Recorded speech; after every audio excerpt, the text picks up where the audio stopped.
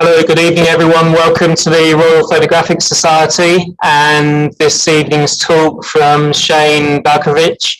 It's a real pleasure to introduce Shane to you this evening. Shane's a collodion photographer, he's self-taught, and we had some correspondence with him, must have been late last year now, and Shane's kindly donated one of his stunning 10 by 8 inch ambrotype portraits, the Maiden pouring milk, which is in our events preview on the website, and he's donated that plate to the Royal Photographic Society's collection. So we're really honoured to have that, and it's an absolutely stunning piece of work, stunning collodion portrait. Shane's also published 2 books recently, well, one fairly recently and one immediately, which I'm going to try and hold up. So if you haven't seen them, the second volume has just come out, so I would urge you to find copies of them, and I'm sure Shane will be talking about the publications which document North Plains Native Americans. They're again stunning books and a real showcase for his collodion photography. So it's a real pleasure to introduce Shane and to be able to listen to him talk about his work and some of the wider issues potentially around it, but also how he approaches his photography and especially his collodion work. So Shane, over to you. Thank you. Thank you, Michael. It's an honor to be able to address everyone tonight. I really appreciate the Royal Photographic Society. Like Michael said, my name is Shane Balkowitsch. I'm a wet plate collodion photographer here, practicing out of Nostalgic Glass Wet Plate Studio in Bismarck, North Dakota. I am self-taught. I did not own a camera back in 2012 when I decided to jump down this rabbit hole that seems to have no ending. I saw an image online and I fell in love with it, and I said, I think I want to try to do that. And I didn't even own a camera at the time. And so for the last nearly a decade now, on October 4th of this year, it'll be a decade I've been chasing this photographic process. So it's a true honor to be able to speak here tonight. I've got, like Michael said, I have works. I donated Maiden pouring milk to RPS, and I've got, as of this conversation, my works in 49 different archives around the world. So tonight we're going to talk a little bit about wet plate collodion photography. We'll have a little Q&A at the end, and I can answer any questions that anyone has. So let me start to go through the slideshow really quickly and the presentation. You really can't talk about wet plating without talking about the predecessor to it, which is the Daguerreotype. Louis Daguerre was a Frenchman who invented the Daguerreotype wet plate process about 10, 12 years before wet plate collodion was invented by Frederick Scott Archer. These were copper plates that were high polished. You'll see there in my slideshow there, you have to tilt them at a certain angle. They appear to be a negative at one angle and a positive at another. So they're rather beautiful to look at. I've got many examples here in the studio that I share with students, and you know, it's important to recognize. And there's been many different photographic processes and print processes in this era, but you know, it was the Daguerreotype that really brought photography to the world, and then that subsequently wet plate collodion photography. What was interesting about the Daguerreotype is that they were using mercury and heating up mercury to make these images, and these young photographers were unaware of this heavy metal poisoning, or what's called Mad Hatter's disease. And you know, everyone knows the Disney character, the Mad Hatter, and they think he's kind of like this funny little character, but essentially he's dying of Mad Hatter's disease, which is heavy metal poisoning, and it's affecting his brain. And so he's not the fun character everyone thinks he is. And why hatters had mercury, they would use mercury to produce felt for bowler hats and top hats and such. So hatters were on a daily basis exposing themselves to mercury, not understanding it. And the daguerreotype photographers were exposing themselves to mercury, vapors of mercury, and not aware of it. So it's a very beautiful process. I've actually had the honor of having my daguerreotype made by one of probably only 100 people in the world that are making them at this time. So then we jump forward to the process that I practice, which is wetplate collodion photography. It was invented in 1851 by Frederick Scott Archer. There was a journal article in The Chemist, which was a scientific journal, that introduced this process to the world. I actually have that article framed and hanging in my darkroom. What's really interesting about the wetplate collodion process is that number one, it's completely archival. The images that I'm making are made of pure silver, and I particularly practice on black glass, which I'm called an ambrotypist, and not to be confused with people that do tintypes. Many of the listeners tonight will know what a tintype or have heard of a tintype. It's the exact same process. We're just putting our images on a different substrate. So don't get too confused. They're the exact same process. But what's beautiful about a wet plate is that silver doesn't degrade. Paints and pigments and inks and everything else that we make images out of, they fall apart over time. And silver, I use the example again when the students come out. I place a silver spoon on the ground and I ask them, when I come back 500 years from now, what is on the ground? And the answer obviously has to be a silver spoon. So the images that I make, I'm very well aware that they will be here long after I'm gone. They'll last hundreds of thousands of years without any curation work really needing to be done to them. So, and that's a beautiful thing, that these photographs, we know some of the pitfalls of some of the film, the Polaroids. I just looked at a Polaroid that was taken of me back in the 1990s, and it doesn't look anywhere like it did when it was taken. So there's some problems with the archivability of some of these other mediums. And what's very beautiful about the wet plate collodion process is that it's completely archival, and these images will outlast any other photographs ever taken of the people that I've taken photographs of. Another interesting aspect that I like to share about the wet plate collodion process is the resolution. People talk about megapixels and grain and stuff in film. I read a scientific article about silver and silver molecules. To visualize a silver molecule at the tip of your finger, you need to stack about 2 billion with a B molecules of silver at the tip of your finger to actually visualize with the human eye. So if any of you would come into my studio, we would take your wet plate, we'd let it dry. We could take that wet plate to any university and ask for their most high-powered microscope, and we could put that wet plate under that microscope, and we cannot get to the pixel or grain that makes up the image, which is rather astounding. You would need an electron microscope at 10,000 power in order to be able to visualize the grain of this process. So these are some of the most high-resolution photographs man has ever created. And so that, with the archivability, in my mind, this is the most beautiful photographic process man has ever invented. And I just, but I'm down that rabbit hole that I was describing earlier, and there's no bottom to this rabbit hole. So I just continue to chase it on a weekly basis. I'm going to go briefly over a quick process and workflow. My buddy Tony Richards put this together on a previous presentation that we did.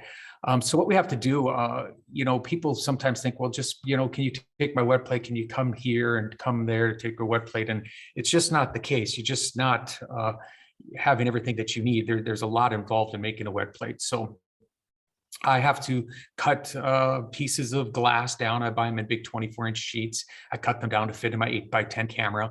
We have to have the chemicals ready. I have to pour this collodion. The collodion is like like a glue that they had in the Victorian era. It was actually used to seal up wounds by doctors who would use it. It was some ether and some gun cellulose from gun cotton that they make a collodion. And Archer figured out that if he added bromide salts to the collodion, he could get salted collodion, and that the salt, the bromide in that salt could attract silver molecules out of silver nitrate bath and make a photosensitive plate. So we poured the collodion on the plate, and then we let it set up just a little bit, and then we put it in a silver nitrate bath for 3 minutes. There's special dark boxes that we put the silver in and the plate in. And over those 3 minutes, the silver molecules jump out of that silver nitrate. It's a 10% solution of silver nitrate and make a photosensitive plate. At that point, you got to get the plate out of the silver nitrate and put in your plate holder. You got to get it out to your camera without any light to it, obviously. Then you do your exposure. This process is very slow. The exposure times are very slow. So in my studio, I'm experiencing, anywhere between 8 and 10 seconds of exposure. Your digital camera that you have on your iPhone, the aperture, the shutter's open for about 1/60th of a second. So if you do the math, it's about 600 times longer to take a wet plate than with a modern day digital camera or your iPhone or your cell phone cameras. So they're very long exposures, which I'll share with you later on. You can do some rather remarkable and beautiful things with it. But if you look at this romantically, the exposure time, I'm not taking snapshots of these people's lives. If you look behind me, all these plates on the walls, and I've made about 4,257 plates as of last Friday in a decade. All of these plates are actually, if you look at it romantically, they're 10-second movies of these people. We will have heartbeats, we'll have a shallow breath, we'll have maybe a quick blink during that exposure time. And what I find very beautiful about this process is that my subject can have a thought. And many times I'll ask my subjects to think of something that's important to them during the exposure. They don't have to tell me what it is, but it's an exercise in this idea that we can actually capture someone's thought over this 10-second period, which is something you don't have. You don't have that luxury when you're doing these very fast exposure times. So, I'm a wet plate collodion photographer. This is the only photographic process that I practice. And so you're going to hear my side of why I think and how I think about this process. Once we do the exposure, I've got to return to the dark room. We got to develop the plate. I've got to stop the plate, which is essentially pouring water on it. And then the fix is the magical part of the process where the image comes to life for the first time. In the stop bath, the image looks like a negative, and then it becomes a positive with my black glass amber types. Then we have to dry the plate, and then there's after the plate's dry, I scan the plate, so it's I document it digitally. But then that silver spoon analogy that I used earlier in the talk, there is one thing that would change about that silver spoon over the 500-year period, and the fact is that silver spoon would become tarnished and would become black. So wet plate collodion photographers figured out that if they poured shellac or a varnish over their silver molecules after it's dry, they can lock out oxygen. If you lock out oxygen, get into the silver molecules, just like if you took that spoon off the ground and dipped it in varnish or shellac, no oxygen can get to the silver molecules, and the silver will never tarnish. So it's a very important part of the process, the varnishing, shellacking, and that plate that I sent over to RPS. Obviously I had to make sure that it was varnished so that in an acid-free sleeve, 500 years from now, someone can go into the archive at RPS and take a look at that image, and it'll look as it did the day I sent it over to Michael. Another thing, a really quick thing, is about the labeling and presentation. I have so many examples of wet plates and daguerreotypes as well in my studio, and you look at them, you look at the back, you take them, you open them up. A lot of them are in cases. You don't find any evidence of who the person is, who took the photograph, what day it was taken on, any of that. And I fixed that with my practice. I've labeled every plate with a number since day one. Every plate has the date that it was taken. Every plate has the date of birth of the person in the image. It's got the formal first, middle, and last name of the person that's in the photograph. It has the title of the work on it, if that's the case, and any other identifying information that I think is pertinent to that work. And then at the bottom, it says by Shane Balkowitsch, Nostalgic Glass Wetplate Studio, Bismarck, North Dakota. So all the data that someone wants when you're making an image that is going to last for years and years, you have to be thoughtful in these things. And there's nothing worse than finding an old time photograph and not knowing. You just love to know that her name was Barb or Ruth, or she was a librarian or something like that. It's just a lot of the history was not captured back in the Victorian era. So I try to fix that problem here in present day. Equipment, just a brief list of everything that is needed. I recently went down to Minneapolis and captured the world famous Jordan Peterson, Dr. Jordan Peterson, in Wetplate. And I had to take, when I get away from my natural light studio, which I'm sitting in right now, I have to take a portable darkroom with me. So think about that for a moment. If you were to take every iPhone photograph that you took, you'd have to have a portable darkroom within feet of you and have to have this set up with all this chemistry and stuff in order to make your images. It's quite the difference between what is today in present day modern photography and what the Victorian photographers back in Archer's day had to deal with. But I have a similar box that I took my box down and all my chemistry, and I've got a slide here. Here's the photograph on the right of Jordan Peterson. It's called A Lifetime Contemplation. But on the left here, you'll see this is everything that I had to fit in my car to take that one portrait of Jordan. So if any one of these things was missing, I drop a bottle of collodion, I lose my silver, a developer gets spilled, I don't have my lights, anything here doesn't, if it's not present, if my dark tank, my silver tank has a leak, or my plate holders are not light proof, if there's so many things that could go wrong. And I have a checklist in my studio because if I could get there and have someone like Jordan Peterson, and I've captured people like Evander Holyfield and Greta Thunberg. I mean, these are, Greta Thunberg, only had her for 15 minutes out in the field, out in the middle of Standing Rock. So you have to really be careful and make sure your list is checked twice, because you could find yourself standing or in front of Jordan Peterson and not able to take a photograph. So, and that's the demonstration of this. My car gets completely packed full with the gear that's required just to take one photograph. Here's another example. I mentioned Greta Thunberg. She's standing to my right there. And there in the back of my vehicle, I've got my darkroom set up and where I can find safe haven. I just recently did a demonstration down in South Dakota, and the picture in the bottom left shows me operating and developing in my darkroom. So,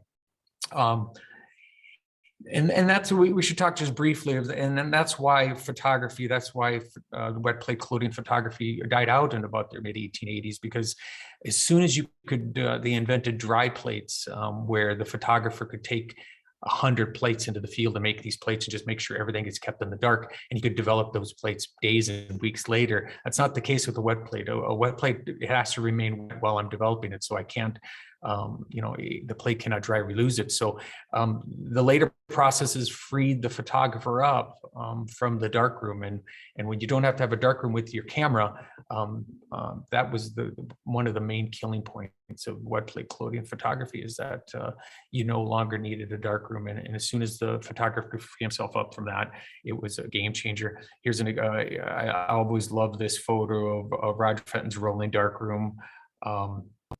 And there, back in 2014, I did a wet plate kind of paying some respect from then and now. So you guys are, I'm sitting in nostalgic glass Wetplate studio, the first natural light photography studio built from the ground up in 100 years here in the States. It just, you'd have to be a complete idiot to want to build a natural light studio in the 2000. But I've been in here for about five years. There's the exterior. I put it in my backyard, so I envision myself coming down, as an 80-year-old man. Hopefully with my cane or something, and being able to create. So it's right here on my property, which makes it rather fabulous. And then you got the interior shot that Tom Wirtz took of my studio when I just got into it initially. And it's changed quite a bit. There's a lot more on the walls than there was then, but that's where I create. And I use these big windows. I found out natural light is king is a quote that I have. I found out very quickly that those artificial bulbs that I had to use when I to capture Jordan Peterson, because we were in a building that didn't have any ambient light and it was cold out. But when I knew that the Victorian era photographers were using natural light. They didn't have bulbs or even electricity back then. You have to put yourself back in Abraham Lincoln's time. And just ever since my work has gone to another level since I'm using natural light like they did, 170 years ago. The fix. So I was talked to you earlier. I thought I'd share a little video here of the fix. So this is Mucha's Rose, which was a homage to The Rose by Alfonso Mucha. It was done in 1898. That's on the right is the image on the right. It was his work. And we kind of, she laid for 3 hours on her back in my natural light studio. And I'll play this short clip here that shows you, and hopefully you can hear it.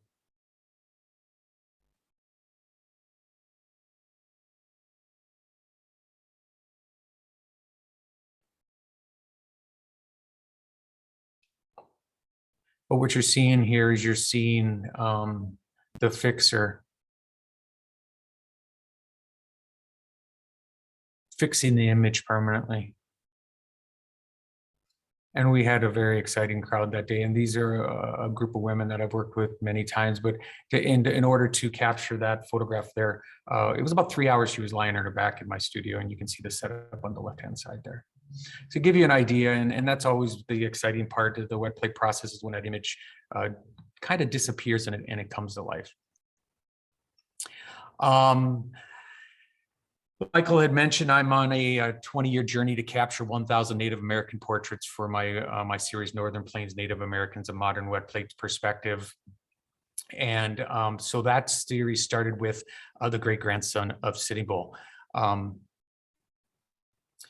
Orlando Scott Goff was a wet plate collodion photographer here in Bismarck, North Dakota in the 1880s, who actually captured the first ever photographs. So this is my hometown, and Goff was from my hometown. He had a studio here, and he captured the very first photograph of Sitting Bull on July 31st, 1871 in Bismarck, North Dakota. So in the same process, in the same city, that I was practicing wet plate. So I became aware of this fact, and not many people knew about this. And I wanted to do something to kind of honor him. So I contacted Ernie Lapointe, the great grandson of Sitting Bull. I found out about him in South Dakota. He's in Leeds, South Dakota. I picked up the phone and called him. I said, Ernie, I'd like to take your portrait just like Goff took your grandfather's portrait. And he was very aware of the photograph, and he was up to my studio within a week. And ever since then, we've been friends. But Ernie Lapointe is the great grandson, proven with DNA just recently, of the great Chief Sitting Bull. Excuse me, my voice is getting dry. Here we have the setup again. This is right outside my original studio, and Ernie tells the story. He could hear the cars driving behind him. Again, I'm doing these very slow exposures. So he thought at the time that I was crazy, because he could hear the cars traveling and moving behind him during the exposure, and thought that they would be captured. But I knew darn well that they were moving too fast. And this is called Eternal Field, and it was this is ground zero for my Native American work, and it was a very, this is my first plate at the State Historical Society of North Dakota as well. So there's a lot of significance to this plate for me. Here's Ernie. He's come in more than once, and Ernie came in for my first book signing, and I did another portrait of him, and here he is standing in my studio. And even that demonstration last month, Ernie traveled to Rapid City and was there to help support me. So he's a wonderful guy. The image on the right, the plate on the right, is actually archived at this South Dakota State Historical Society as well. Another plate of him and showing the interaction with me and him in the studio. He's one to always make you laugh, and I find my sides hurting every time I get to spend any time with my friend. I want to talk briefly, and I just added this slide just yesterday about this topic that I've been pushing back against for some years now, this cultural appropriation into the digital age, I'm going to call this. The image on the right, on the left, is a digital photograph of a non-Native American woman in fake regalia, and her short shorts on with her buttocks exposed. This image was posted, and within about an hour, it received 788 likes in this portrait group on Facebook with 170,000 members.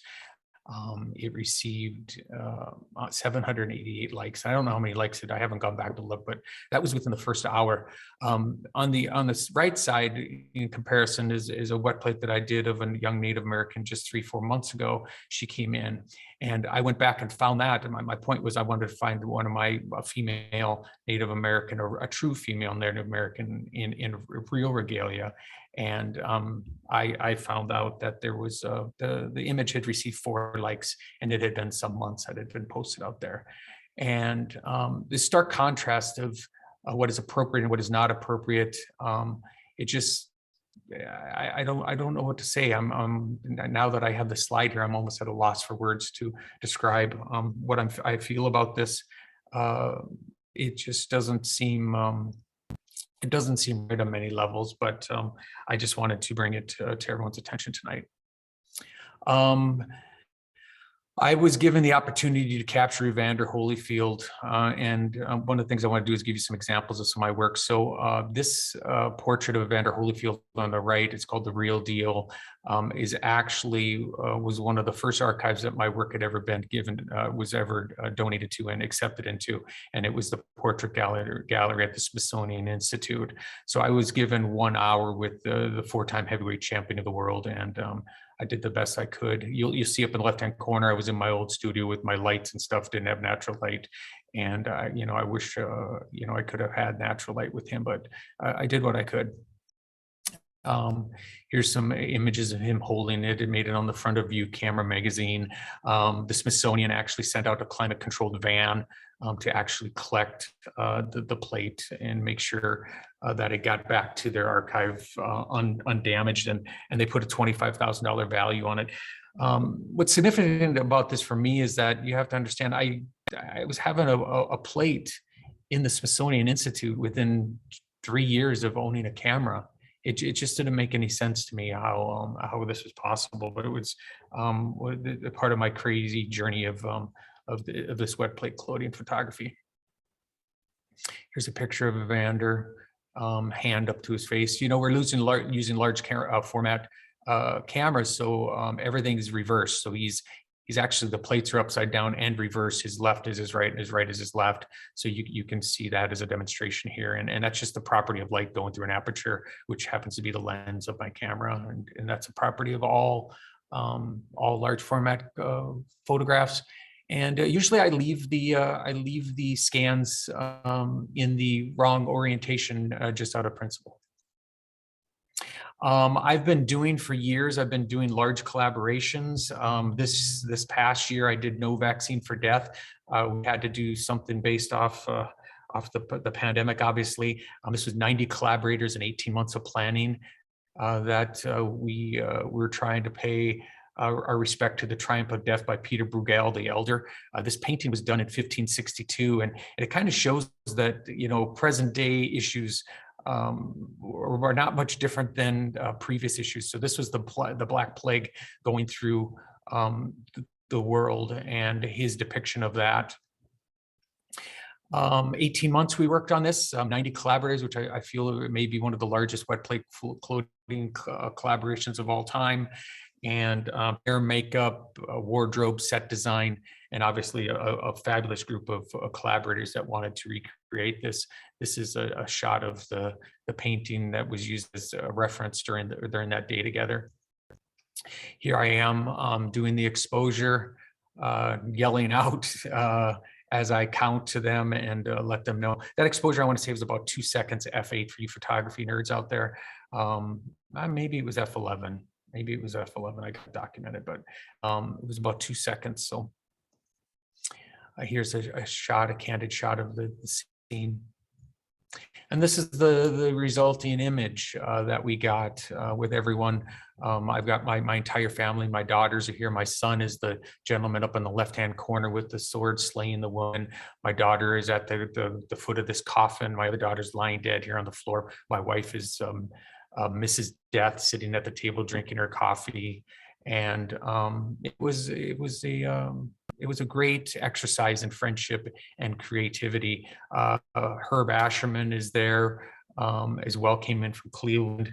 I had a young lady come in from California, so it becomes quite the event, and I was happy to be able to kind of pay respect to what had been happening to us with COVID, and that's the resulting image. And there's a 10-foot tall print of this installed downtown Bismarck. My first collaboration, I'm just going to go through these rather quickly. I know we only have so much time today. It was back in 2016. I did Murderer's Gulch, inspired by Bandage Roost by Jacob Riis. So the image on the left is our recreation in an alley here. Murderer's Gulch is actually a real alley, and there many deaths were documented in this alley, and we thought we'd pay respect to some of the history of Bismarck. And it wasn't always a pretty scene. And that was my paying respect to Jacob Riis's work. The reason why I find inspiration in these other things is because when you're dealing with some collaborators, none of these people are professional models. So it's important to show them what we're going for. Like, what is my vision? We're not going to copy anyone's work exactly, but we use it for an inspiration. And it's just a way for all of us to come together and kind of have a visual of what we're trying to achieve. The Persecution of Complete Strangers, which I did in 2016, kind of addressed, the way that people online attack each other without even knowing each other. They're pointing fingers and say rather rude things about people that they don't even know. And that was my attempt here was to do that. Richard Lowen is on the stake, and it was a very, very challenging day, but we got it done. Also did the set Capsizing of Humanity in 2017, inspired by the Raft and the Medusa, which was a painting done in 1818. This has been done by many artists. Joe Peter Witkin was one of my favorite photographers as well to tackle this in 2006. He's making fun of President Bush there with the telephone up to his ear. And so there's a lot of art, inspiring art, and Maiden pouring milk, which we'll get in a little bit, is another example of that. So there's just a continuation of ideas and concepts and stuff, and it's fun to interject my own work into the narrative and to see if I can put a modern take on things. So my raft, the Capsizing of Humanity, that raft there is in the middle of the field. We didn't have any water whatsoever. I mean, you'd have to be crazy to try to make a raft scene in the middle of a prairie, but that's what we achieved. Then we also, in 2018, we did Liberty Trudges Through Injustice, inspired by the famous painting Liberty Leading the People. when I went to visit the Louvre a couple years back, I didn't realize that Liberty Leading the People and the Raft of Medusa are side by side on the same wall. And how I came up with these independently with no connection whatsoever is beyond me. But it was rather astounding when I walked into the Louvre and saw these two paintings that I had already depicted, and they weren't on separate ends of a building or something. They were actually side by side, so I could stand it between these two paintings that I had paid some respect to. This is, there was a lot of injustices going on here in the United States, and I wanted to address that. And what was important is, we removed, since we're in the United States, we removed the French flag and we used the United States flag. And then I also, I introduced with a prop, a piece of wood painted as the Capitol building. Some people accuse me of photoshopping the Capitol building in on my shot, but that's actually at a young lady holding this piece of wood up that Paul Nude painted and cut out, and we were able to get that that analog element into the photograph. Throne of the Gods in 2019, inspired by the Olympians, which is a very old piece of art. Again, the state capitol of North Dakota gave us access to the front of one of their buildings, the state library, for the entire day, and we came together and we paid respect to Zeus and Medusa and some of the Greek gods. And now we're going to get quickly into Maiden pouring milk, is how Michael and I came together, and the work that I did. So the milk made by Vermeer in 1657 was a very famous painting. I was very familiar with this work of art, and I always thought it was rather lovely. His use of colors is just extraordinary. But then again, we're talking about a Vermeer. One of my favorite photographers, William Mortensen, Maid Servant Pouring Milk by William Mortensen. He'd made this in 1938, and it happened to be the winner of the RPS Hood Medal in 1949. So about 11 years later, the Royal Photographic Society honored Mortensen, who is, again, one of my favorite photographers. And I knew about this, and I did not know at the time about the Vermeer as much as I knew about this photograph. So I was chasing the Mortensen and end up finding the Vermeer in that process. So I got together with my prop master, Lainey Pope, and she made milk coming out of she made the actual pot and everything like that. We set this up in my studio, trying to mimic the most that we could from the previous images. I knew that a live chicken was very important, so we found a chicken farm and got a chicken. And you don't find chicken with feet on them, so we had to get that prop, and Lainey had to make the pouring of the milk. The liquid would be too. We'd never be able to capture it in the process, so we had to come up with this plaster Paris kind of milk that she came up with. And here's some of the shots of us making it in the dark room, and me holding the plate up, and the actual exposure on the right. You see I'm about to take the lens cap off. Chad Nodland is the official digital photographer of my studio, and he comes out often as he can and tries to document my work. And it really comes in handy when places like the RPS want to have one of my pieces of work, because I'm able to provide some digital content that shows the making of the work as well. And this was the final product, the Maiden Pouring Milk. We did this on December 10th, 2021, and very proudly permanently curated by the Royal Photographic Society in the United Kingdom. And it's this portrait is why we're having this talk today, and you find people are listening to me. So here's all three of them side by side. When you deal with long exposures, you can do some playing. There's double exposures that are done. Merrick with the egg escaping, humanity escaping from the egg. Jeannie Marcellus, my buddy that I taught wet plating from Canada, him being able to be in one position and then move to another position in the exposure, and or either that or taking the lens cap off more than once, and in doing that. The far right one up on the right with the lady with the movement with her hand out, that's one I just made this last Friday.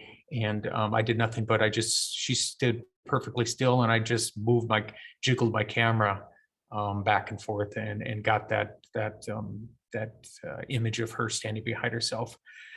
The hands, and making this person very small and put him in the hands. These are double exposures where I actually have to take the plate out of the camera after the first exposure and go over and take another photograph of an entirely different scene. I mark the back of the glass with a dry erase marker, so I know where to line everything up, and different techniques. So you're able to play with these longer exposures, which you can't really do with very fast exposures. October 4, 2012, plate number 1, my brother Chad. So over 9 years, I've made 4,259 plates in this process. And again, it's the only process that I practice. I've got some different slides here of different years as some of my creative work. I just wanted to share some of my creative work as I'm going through. The one in the center of Tatusis, that's the one that's on the front cover of volume 2 of my Native American book that Michael had introduced you guys to. So that's available right now, and you can find it on Amazon or on my website. But the one in the top center is my children. They were too young at the time. This is Olivia and Malia. They were too young. It's one of my favorite portraits of them. They were too young at the time to endure the not blinking. So I just told them to close their eyes and pretend to be asleep, and we were able to pull that off. Moving forward here again, some of my creative work throughout the years. The third one from the right at the top is my beautiful wife, Bonnie. She has, you can see the curvature in her back, and she just actually got back from Minnesota just 2 weeks ago, where she had back surgery to help correct a blown disc. So, I'm always trying to capture my life in this process.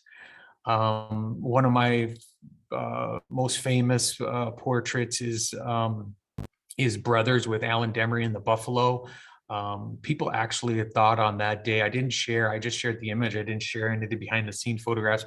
And people actually thought on that day that we somehow pulled that off with a live buffalo, when in fact, the following day I shared photographs of this huge buffalo mount that the Mandan Hidatsa Riccara Nation borrowed me for the afternoon, hanging off a ladder and giving me the ability to capture that image. Deb Haaland, Congresswoman Deb Haaland, third down, far right, and she is now the Secretary of the Interior. So she is the first time a Native American female has ever, Native American, but let alone female, has ever been the head of the Secretary of the Interior for the United States of America. She's got about 130,000 employees under her. I just spoke with her last week on the phone. Some more of my creative work, playing with illusions. Top far right with the moon there. That's just nothing more than a very good photograph of a moon cut out and taped to a black backdrop that's before my muse. Different things like that. Bottom left corner with my daughter with the virus. It's called Girl with Virus, and became very popular photograph during the pandemic. Move forward here again, some more portraits recently that, well, not so recently, but within the last year or so that I made.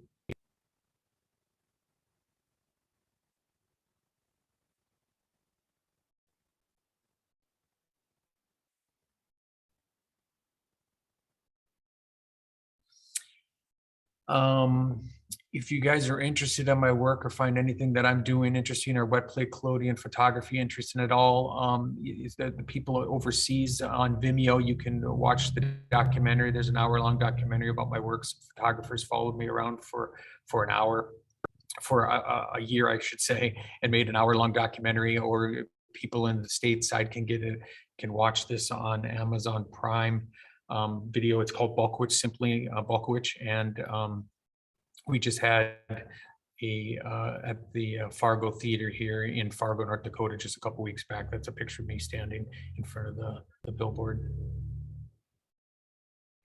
So a 20-year journey to capture 1,000 Native American portraits. I'm 591 portraits in after about that first portrait of Ernie. So it's about 8 years I've been working on this so far. And so there will be 2 volumes of books. This is volume 2. There will be 4 volumes of books total when I'm done. So every 250 plates, I will make a book of my favorite 50 images from those 250 photographs. And everyone that's the photographs have been taken, all their names are in the back of the book. So this just became available within the last month. You can find this on Amazon or on my website, balkowitsch.com.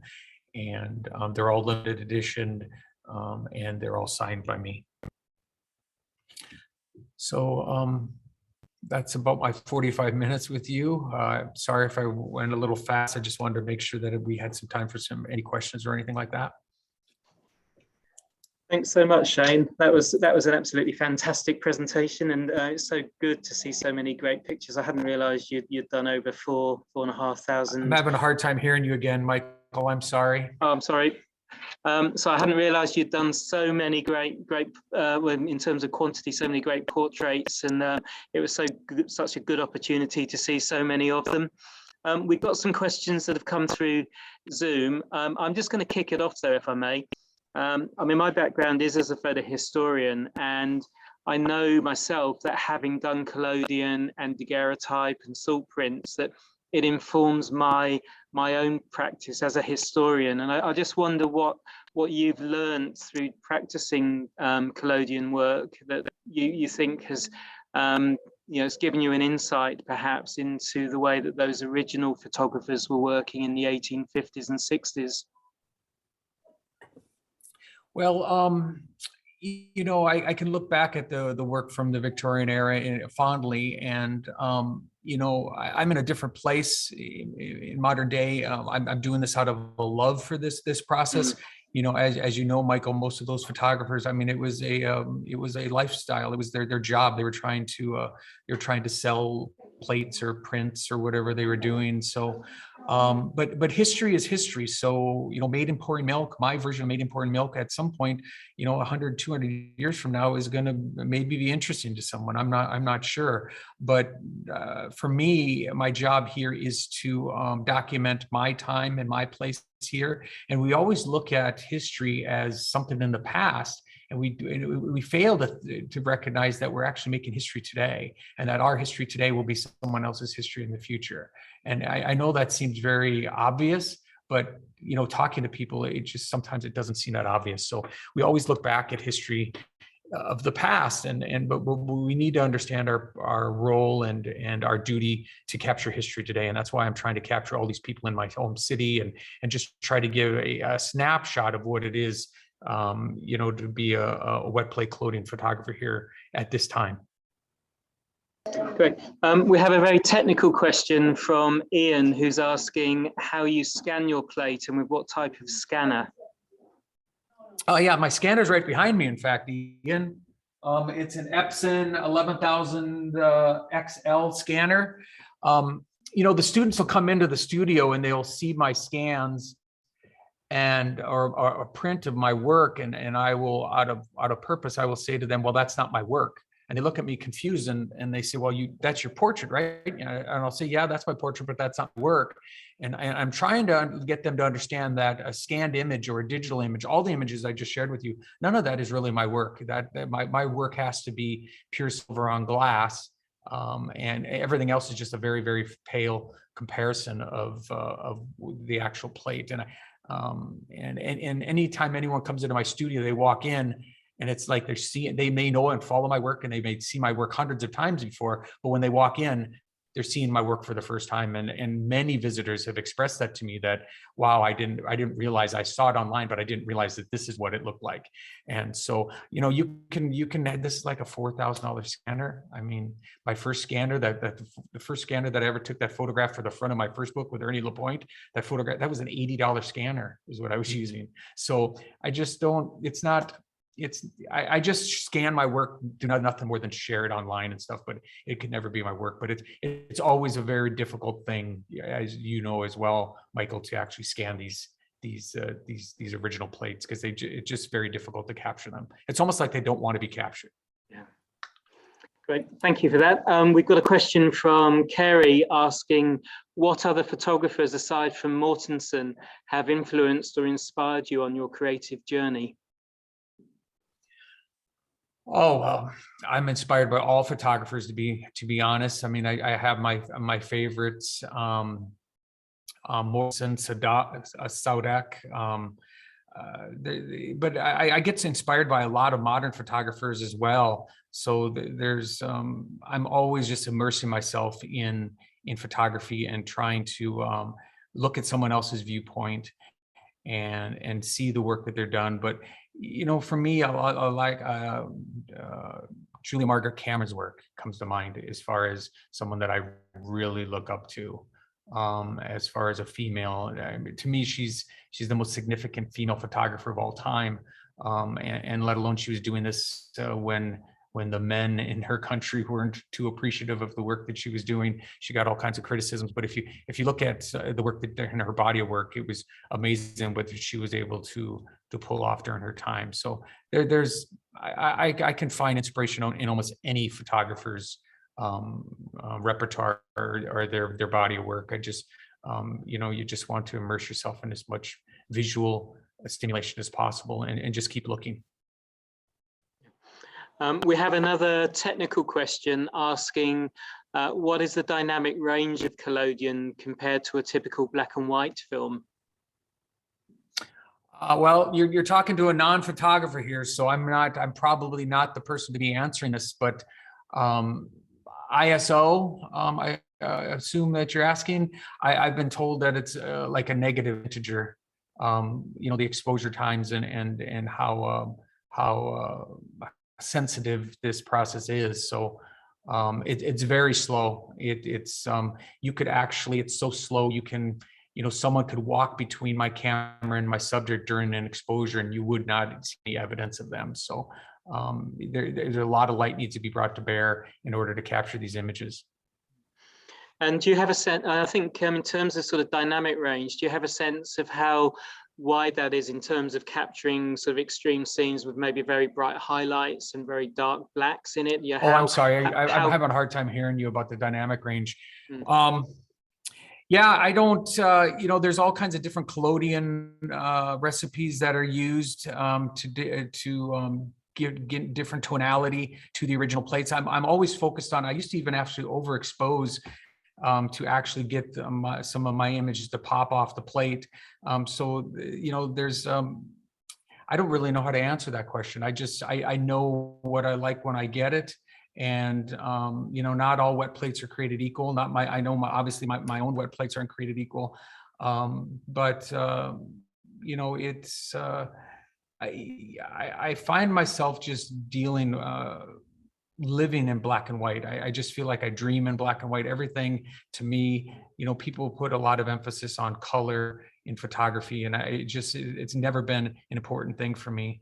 And you know, I'm doing positives here as well. So, you know, there's also the negative part. I have a lot of wet plate brothers and sisters that practice a collodion negative. So the end result is a scan of some sort. So they're going for a completely different thing, and they have to talk about the density of their silver, and to get that perfect negative is not, to look at a perfect negative is not a thing of beauty.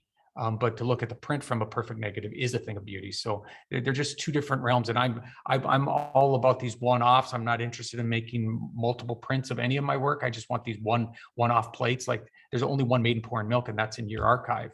I can do prints and stuff like that, but it never is the work. But I don't know if I'm answering the question. No, that's good. And then I think we have a final question from Davey, who's asked, well, firstly, he's saying, what a wonderful body of work. And then in lieu of a question, I'd like to hear a little bit more about how much Native American people groups have appreciated your commitment to honoring their portraiture. Oh, thank you. Well, I think the answer to that is that I never advertise for my work. I don't charge Native Americans to actually come in. This is all word of mouth. So all the people that have ever come in, and hundreds of Native Americans have come into my studio over the years, it's all just, they're just gravitate here. So I take a portrait of someone, I share it, a relative or a friend or something sees it, and it's just all been word of mouth. So there's been no advertising machine or anything. It's just been trust. So you garner trust, you earn trust. They trust you, and they talk to their relatives about the experience that they had in my studio.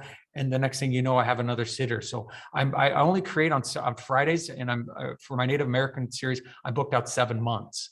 So right now I'm starting to book into January of next year for my Friday sessions. So, I'm going to have a book signing here on June 17th here in Bismarck, and there will be hundreds of Native Americans will drive in from all over the Tri-State area to support me and what I'm trying to do. So, they support me, I support them, and it's a mutual give and take, and it's a beautiful thing when it works. But it all starts with the trust and trying to I try to put I feel the most pressure about my work when I'm capturing Native Americans, because I want to put them in the best light possible. And understand, Mike, I'm not the best photographer in the world, not even close, but I do the best that I can with my skill set and my equipment and the process that I'm practicing to put them in the best light possible. And, have I always done that? I don't know. You can maybe look at some of my first Native American portraits and say, well, those weren't that great, but it had to be an incremental thing. Picasso picked up a paintbrush for the first time on one day. I mean, there was one day when he put, paint to canvas for the first time. So I think that's of all of us photographers, we're all at different levels and we're all trying to grow. And that's the thing. And when I first started, I was doing these large steps, leaps and improvements, but now it's very, very small little baby steps that I find myself, and I'm not making them every Friday, that's for darn sure. So it's an incremental thing. So I just keep trying and never hoping I never get the perfect exposure or the perfect plate, because that keeps me coming back. And that sounds like a perfect note to end on. So thank you so much, Shane, for sharing your experiences and for sharing so many images with us this evening. And thank you to our audience for your time this evening. And I hope you've learned something and will take something away from this evening that maybe will inform your own practice. And as Shane has mentioned, there's a book signing coming up. You can check his website, and we'll circulate a link to that after the event. But you can check Shane's website for details of the signing, and also to purchase copies of the current book, which I would heartily recommend. So thank you, everyone. Thank you, Shane, for your time this evening. And again, thank you for our audience. Thank you, Mike, for having me. It's an honor. Thanks. Good night, everyone. Thank you.